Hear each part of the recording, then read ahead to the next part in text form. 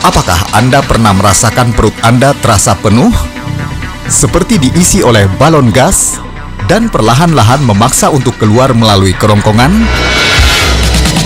Mungkin Anda mengalami gangguan asam lambung. Asam lambung merupakan cairan asam alami yang diproduksi untuk mengaktifkan enzim yang berguna untuk pencernaan. Namun, pola makan dan gaya hidup yang tidak sehat, seperti makan yang terburu-buru, tidur setelah makan, hingga kebiasaan merokok dan alkohol, dapat meningkatkan produksi asam lambung yang berlebihan. Kenali gejalanya berikut ini.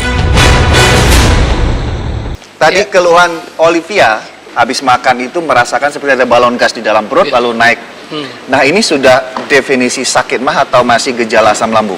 Iya, kalau sudah naik ke atas itu malah kita bilang penyakitnya GERD namanya. GERD tadi ya? Dari GERD ya. Jadi rasa kembung tadi ya, rasa gas itu, kemudian juga asam lambung naik ke atas, kadang-kadang bikin panas dada itu. Panas dada, mulut pahit.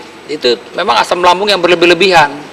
Nah, secara normal mestinya asam lambung nggak naik.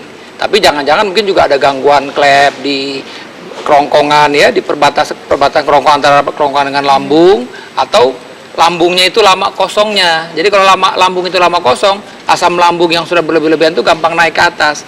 Biasanya juga ada kaitan dengan jenis makanan tertentu nggak, Dok? Yang jelas makanan-makanan yang mengandung kafein ya, kopi. Nah, itu tepat ya. Kemudian juga alkohol. Kemudian juga ada makanan-makanan yang membuat pengosongan lambung kita itu menjadi lambat. Jadi seperti coklat, keju, nah gitu. Nah, bagaimana? Ya, jadi bagaimana dengan asam pedas? Nah, asam pedas ini kalau memang sudah ada luka, asam pedas itu yang memperberat kondisi lambung tadi, kondisi lambung yang sudah luka tadi, makanya menimbulkan keluhan yang tidak nyaman, tidak enak, gitu. Karena tidak semua gejala kayak nyeri di bagian perut, sakit, panas itu adalah gejala asam lambung. Apakah ada gejala lain yang spesifik untuk gejala asam lambung? Ya. Oke, tadi keluhannya seperti itu. Jadi rasa nyeri di daerah ulu hati.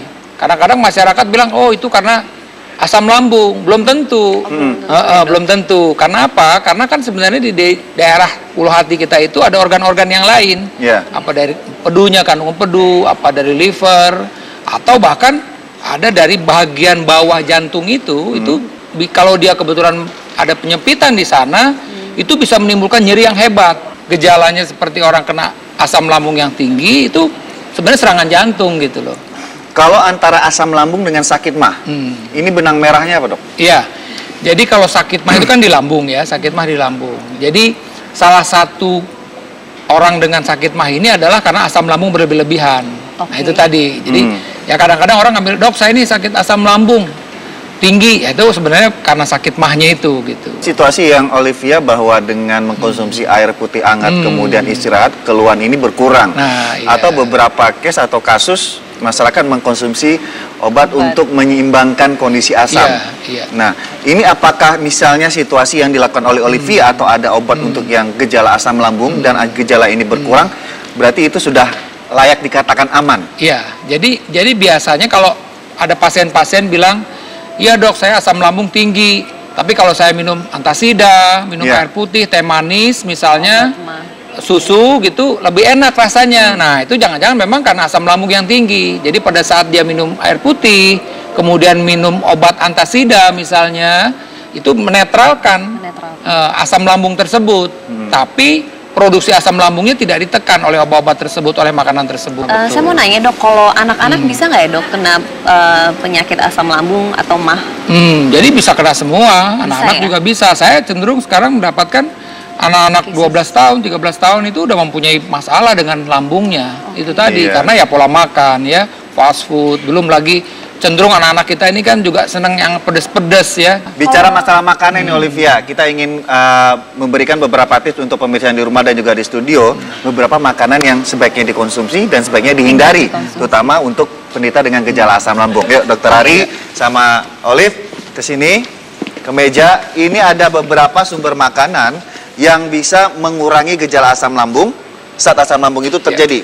Ini adalah yang pertama adalah susu ya dok ya? Susu, tapi ini susunya mesti yang susu yang low fat ya. Jangan susu yang full cream, karena kalau susu full cream kan lemaknya tinggi. Justru nanti akan membuat rasa tidak nyaman itu. Mungkin Oke. perihnya hilang sebentar, tapi begahnya atau kembungnya jadi Berkelanjutan lama. terus ya. Betul. Lalu air putih hangat. Ya. Ini standar yang sudah harus dikonsumsi saat Ya. kondisi tersebut terjadi. Nah, ini yang harus dihindari. Yang pertama adalah keripik. Asinnya tuh. Keripik Asinnya ini yang merangsang Itu saya suka produksi banget. asam lambung semakin Iya. berlebihan ya. Lalu kemudian kebiasaan makan Anda yang terburu-buru. Misalnya ditunggu janji sama teman atau gimana. Ya, wah makannya cepat. Dan Punyanya makan juga banyak ya. cepat. Iya. Ini Makan juga bisa banyak. mempengaruhi ya, Dok ya. Mempengaruhi, menyebabkan gangguan pencernaan gitu. Nah, di sini ada yang namanya MSG. penyedap rasa atau MSG. Ya. Ini juga bisa menyebabkan Membuat asin juga. asin. tambah, ya. Lalu beberapa buah-buahan yang asam. Ya asam. Seperti lemon, jeruk, ya, kemudian stroberi juga kadang asam. Kalau asam. Lalu ikan dengan Yang pedas. pedas, Iya. itu juga sebaiknya dihindari. Nah dok, masalah gejala asam lambung apakah ini bisa disembuhkan? Bisa disembuhkan. Jadi kadang-kadang kalau dalam keadaan akut, memang saya boleh nih bilang pasien, Bu, kurangi nih asam-asam, kurangi yang pedas-pedas, coklat keju lemak, apa seterusnya, dok? Tidak. Saya Tidak, ya? bilang. Kita obatin asam lambung ibu, kalau sudah baik, bisa ini dikonsumsi lagi, tapi tentu tidak boleh berlebihan. Jadi Iya. prinsipnya boleh. Gaya hidup tadi, Iya. gaya hidup kita, ya kan asam lambung tinggi ini juga selain faktor makanan tadi, mungkin juga minuman, juga faktor stres. Stres, Iya. betul dok. Heeh. Belum tentu semua asam lambung itu karena telat makan. deh. Iya, pengendalian diri itu yang penting. Nah masalah kesembuhan tentunya selain Anda bisa lakukan terapi pencegahan seperti yang sudah kami sampaikan tadi ya. Jika keluhan ini berlanjut terus-menerus, sebaiknya segera periksakan ke dokter karena ada ancaman yang beresiko Iya. termasuk kanker lambung.